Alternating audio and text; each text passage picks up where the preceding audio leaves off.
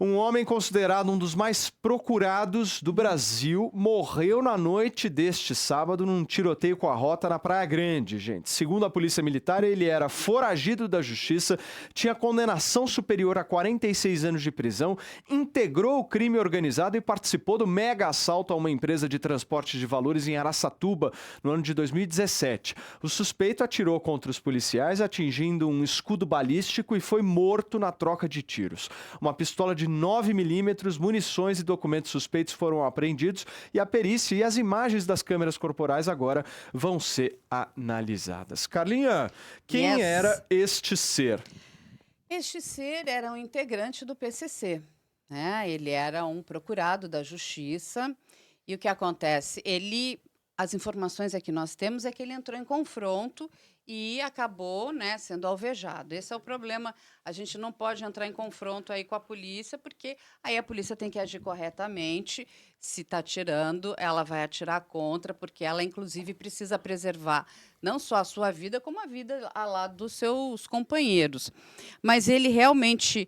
ele estava condenado a 46 anos e 11 meses de prisão em regime fechado pela participação aí desse roubo. O que acontece? Só tem um erro nessa matéria. Ele não era o mais procurado. Um dos mais procurados. O mais procurado se chama André do Rap. Esse aí Esse é uma das maiores vergonhas brasileiras, porque esta pessoa estava presa. Entende? E coisas que ninguém sabe explicar, né, Raquel? Porque, assim, nós temos uma questão na nossa burocracia jurídica. E a promotoria ali não vai fazer ali um determinado movimento burocrático, o que vai colocar o André do Rap em liberdade. O então, né, ministro do STF, o Marco Aurélio, colocou ele em liberdade. E sabe o que é a maior tristeza? Todos os bens apreendidos, como helicópteros e tudo mais, tiveram que ser devolvidos. A prisão do André do Rap foi uma das coisas mais bem feitas pela polícia. E ele hoje, sumiu, ninguém sabe, Picou a ninguém muleta. viu. Raquel, como é que você viu essa morte desse cara? É uma consequência nessa guerra assimétrica, Paulo. Bom dia, Paulo. Bom dia, Bem-vinda. Carlinha. Aliás, você não tinha feito ainda Além da Notícia, né? A gente gosta muito de você, muito. Nossa, eu adorei. Então, nessa guerra assimétrica no combate ao crime, em que a polícia tem cara, a polícia é a cara do Estado, a polícia, se tem uma atitude questionável, ela é automaticamente punida, colocada na cadeia. E o criminoso, ele usa máscaras, o criminoso, ele simplesmente utiliza o povo e a população como escudo humano. Então, nessa guerra assimétrica, o efeito colateral, quando ocorre uma neutralização de um criminoso de alta periculosidade, é o efeito colateral positivo. Claro que a gente percebe que a preservação da vida é o que prepondera nas operações policiais em toda a doutrina mundial. Mas se é esse o efeito colateral daquele que confronta o Estado, daquele que subjuga a sociedade e a população, foi bem sucedida. Não tivemos um policial morto, não tivemos vítimas mortas. Então, esse é o efeito colateral daquele que confronta o Estado e permanentemente subjuga a população e a sociedade. Agora, nesse caso, né, como a Raquel bem disse, Carla, existem outras figuras, além do André do Rap, que também estão sendo procuradas. Né? O que representa essa morte de sábado?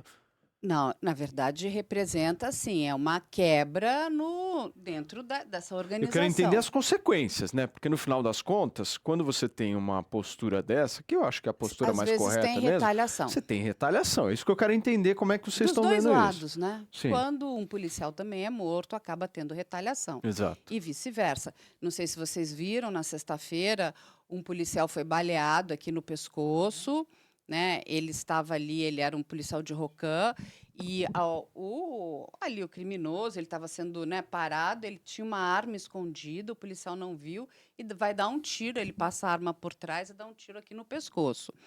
Ou seja, para mim aquilo é tão triste, número um, porque as câmeras do policial não estavam funcionando, e tampouco a geolocalização. Ele precisou achar o telefone para poder pedir ajuda para que ele fosse, então, resgatado. Eles vão fugir, vão empreender fuga, mas depois eles vão ser encontrados, inclusive a arma e graças a Deus o policial passa bem, né? Ele foi levado para o hospital e está passando bem. Mas a gente tem, Paulo, mais 6 grandes procurados do 6. PCC. Além Sim. do André do Rap ou A sem gente- contar? Contando o André do Contando. Rap. A gente tem o André do Rap, a gente tem o Tuta foi preso na Bolívia, então nós temos 5 aqui. A gente tem o Nego, que é o Cícero Oliveira dos Santos. A gente tem a Maria do Pó, bonito nome, né?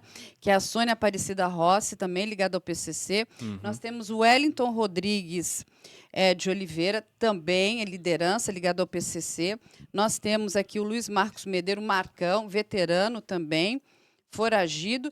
E nós temos, com ligação, esses agora do caso do Gritzba, o Didi e o Cigarreira. O Cauê, as últimas informações que nós obtivemos é que ele não está mais entre nós, no sistema Da vida. da vida, né? Agora, qual que era o perfil desse cara, Raquel? Era um articulador? Qual o perfil desse cara? Eles atuam como realmente uma multiempresa, uma multinacional do crime. Então, cada um tem uma missão definida. Quando a gente fala em lideranças, é muito difícil o acesso às lideranças. Eles ficam em bunkers, eles se camuflam, eles estão, não até mesmo em comunidades, eles vivem em condomínios fechados, eles têm uma vida realmente multimilionária. Então, qual é a atribuição daqueles que são os gerentes, os cabeças do crime? É comandar, inclusive com conexões dentro de presídios. Então, esses líderes de facções criminosas, infelizmente também, eles contaminam instituições do Estado. Total. Então, eles têm toda essa penetração, essa capacidade de penetração, sempre com um poder financeiro, econômico. Então, é essa situação daqueles que estão no alto escalão de facções criminosas, como o tráfico de drogas. E ali a gente tem que lembrar sempre que na rentabilidade mundial de facções criminosas, do crime, a que ganha maior rentabilidade no âmbito mundial é justamente o tráfico de drogas. Na sequência vem o tráfico de armas e, em terceiro lugar, o tráfico de pessoas, tanto para trabalho escravo, exploração sexual e tráfico de órgãos. E você sabe, a Raquel foi nossa secretária de segurança ali em Santos. Sim. E quando a gente para pensar no tráfico de drogas, né, Raquel, é muito complicado porque por onde essa droga sai? Pelo porto. E a Raquel sabe muito bem o quanto é difícil, porque são milhares de containers que chegam e saem. Então, assim, eles trabalham por amostragem. Então, o que é muito importante para a polícia, né, Raquel, é que as pessoas que têm informação denunciem. Porque a denúncia, ela é muito, Faz a gente, diferença no detalhe, né, Carla? Exatamente. Então, assim, olha, vai acontecer isso, isso, isso. E, assim, as pessoas que denunciam também têm direito ao anonimato, ao sigilo, né? Então, assim, a gente precisa da ajuda da população. Sim. Porque, infelizmente, o Brasil, ele é um ponto, né, de entrada e de saída de muita droga. E isso alimenta ali a cadeia desse universo, assim, quantia de bilhões, gente. A gente está falando de bilhões. E esses grandes nomes, por exemplo, no caso do André do Rap, quando ele foi solto, ele não está mais no Brasil. A coisa mais difícil é achar esse homem. Ele está onde? É que nem achar agulha em palheiro. E Sim. com o que a Raquel falou, um alto poderio financeiro. Que é o que mais estrutura. assusta, né? Sim. É essa estrutura que os caras têm, né, Raquel? Nessa situação em na realidade não é tão amostragem, sabe, Carlinha? Na realidade, existe um monitoramento prévio desde a compra do material, os invólucros e o material para ser colocadas drogas. A gente fala que são as padarias, né? Sim. Os locais em que o varejo, o tráfico a varejo, ele não tem acesso. Então, são locais em que há o armazenamento, aquela manipulação das drogas. Então, tudo isso é monitorado. É uma rede monitorada altamente sofisticada pela polícia investigativa, pela polícia civil. Quando existe essas abordagens lá no porto, existe também concatenada com a Marinha do Brasil, com as Forças Armadas.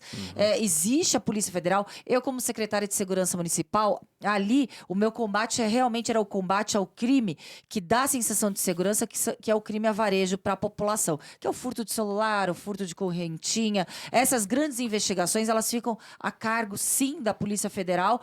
Muitas vezes a Polícia Civil auxilia e também as Forças Sim, Armadas. claro. Estão todas Tinha em até conjunto. submarino, né? Tiveram Existe. 2 submarinos pequenos, gente. Quando eu vi as Nossa. imagens, assim, eu não sei como é que. Mas aqui no estado de São Paulo, existe o monitoramento de qualquer não, mas corpo esse estranho. foi até do Rio de Janeiro. sim. E aí o que acontece? Você lembra aquele micro submarino que explodiu? Lembro. E assim, era, né, vamos dizer, era algo com alta tecnologia. O que foi apreendido no Rio de Janeiro, era uma coisa que, assim, como é que as pessoas se enfiam extremamente perigoso, lotado de drogas? Nossa. Ou seja, eles tentam fazer de tudo para sair do quê? Do radar da polícia. Não, isso. Quando dá o sucesso. Por exemplo, não é possível um submarino Sair do radar, né? entrar e sem que a polícia veja. Isso eu afirmo de forma categórica, não existe. É infiltração desses elementos. Realmente criminosos, de Dentro facções do criminosas, Estado, né? contaminando de forma Do Estado, endêmica né? instituições de Exato. Estado e de segurança É pública. uma Gente, tristeza olha só, isso. são 9 horas e 31 minutos. Nós estamos com 1.500 pessoas firmes aí nos Opa! acompanhando simultaneamente. Muito obrigado pela sua audiência. São 9 horas e 31 minutos, mas menos de 600 Opa, likes. vamos pedir Se like, você Raquel, gosta do nosso 700. trabalho, gosta do nosso programa, é só clicar like, nesse joinha. É like Deixa o assim. like. Não, Deixa assim o não, like. Raquel, ajuda a assim, ó.